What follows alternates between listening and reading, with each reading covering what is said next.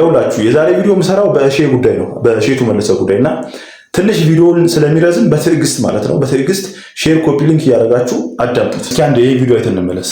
ድርጅቱ ሊዘጋ ነው፣ 31 ሰራተኛ ላባረር ነው ስል አይዞ አይባልም።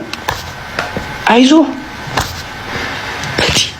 ይኸውላችሁ እኛ እሼቱ የምናውቀው በበጎ ተግባሩና ለተቸገሩ ሰዎች እንዲሁም ለቤተ ክርስቲያን ላይቭ ላይ ከዲያስፖራዎችና ሀገር ውስጥ ካሉ ሰዎች ገንዘብ ሲያሰባስብ ነው የምናውቀው። እና ዛሬ ላይ ተቸግሬ ያለሁኝ እርዱኝ እያለ ነው ያለውና እዚህ ጋር እኔ ማለት የምፈልገው አንድ እሼቱ የሚባል ሰው እንዴት መሰላችሁ? አሁን እዚህ ጋር ማሰብ ያለባችሁ አሁን ላይ ምን አለው? ለምሳሌ አንድ ሰው ሲቸገር ነው አለ ገንዘብ የሚጠይቀው። እሱ ተቸግሮ እንኳን ቢሆን የሰው ዕዳ እንኳን ቢኖርበት 3 ሚሊዮን ሰብስክራይብ ያለው ዩቲዩብ ቻናል አለውና ከዛ ሰርቶ ወርሃዊ እንትን አለው የሚከፈለው ዲፖዚት የሚደረግ ገንዘብ አለውና እንዴት ነው ማለት ይሄን ያህል ዩቲዩብ ቻናል እያለው ቢያንስ ማስታወቂያ አሰሩኝ አይደለም እኮ እያለ ያለው እና ተቸግሬ ያለው ተባበሩኝ ብሎ ላይቭ ላይ ገንዘብ እያሰባሰበ ለራሱ ማለት ነው። እና የምሬ ነው የምላችሁ አሁን ይሄ ነገር በጣም አደጋ አለው። እንዴት መሰላችሁ? ኢትዮጵያ ውስጥ መኪና፣ ቤት፣ ብዙ ነገር ያላቸው ሰዎች ትንሽ ይቸገሩና ተቸግሬ ያለው ብለው ፐብሊክ ገንዘብ ይጠይቃሉ። እና ይህ የሚሆንበት ምክንያት ምንድነው መሰላችሁ? ሰዎች ሰርተው ከማግኘት ይልቅ ለምነው የሚያገኙትን ነው የሚፈልጉት።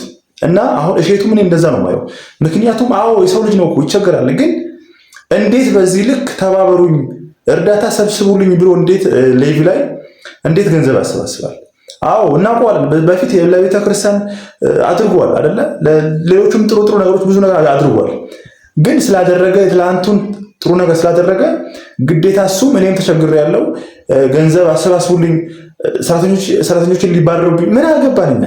ምን አገባን? ገንዘብ ሲያገኙ ህዝቡን አያውቁት፣ ገንዘብ ሲቸገሩ ነው ህዝቡ የሚያስጨንቁትና ይሄ ነገር ወላሂ ልክ አይደለም። ምክንያቱም ሊቸገር ይችላል፣ ሰርቶ ያገኝ። እሱ ደግሞ ከምንም በላይ ገንዘብ ለሱ ቅርብ ናት። እንዴት መሰላችሁ? ዩቲዩብ ላይ እሱ በወር ቢያንስ ከ1 ሚሊዮን ብር በላይ ገንዘብ ያገኛል። እሱን ተውትና ወጌሻ ሚል ካምፓኒ ያለው ትምህርት የሚሰጥ ማለት ኮርስ የሚሰጥ ለምሳሌ አንድ ተማሪ ሲማር 10,000 ይከፍላል። በቀላሉ 200 ተማሪ ቢማሩ ስንት ማለት ነው? 2 ሚሊዮን ብር። ስለዚህ ህዝቡን በዚህ መልኩ ነው ሿሿ እየተሰራ ያለው። እና የሆነ ነገር የሆነ መኪና መቀየር ሲፈልጉ ህዝቡ ላይ ተቸግሬ ያለው ረዱኝ ምናምን ብለው ይለምናሉ። ይሄ ነገር በፍጹም ልክ አይደለም፣ መስተካከል አለበት ብዬ አምናለሁ። ህዝቡንም ይሄ ነገር መቀበል የለበትም። ትናንትና እሼቱ ጥሩ ነገር አድርጓል። እሱም ብቻ አይደለም፣ በጣም ብዙ ሰዎች መልካም ነገር ሲያደርጉ ነበር። ግን በዚህ ልክ ንብረትና ስንት ሀብት እያላቸው ድጋሚ እኛም ተቸግረናል ሰብስቡልኝ ማለት ይሄ ልክ አይደለም። እምቢ ማለት አለበት። ስንት ሊበላና ሊጠጣ የሚቸገር ህዝብ ያለበት ሀገር ላይ እሱ መኪና የ20 ምናምን ሚሊዮን ብር መኪና እየነዳ ተቸግሬያለሁ እርዱኝ። ኧረ ይደብራል፣ ወላሂ ይደብራል። በጣም የሚያስጠላው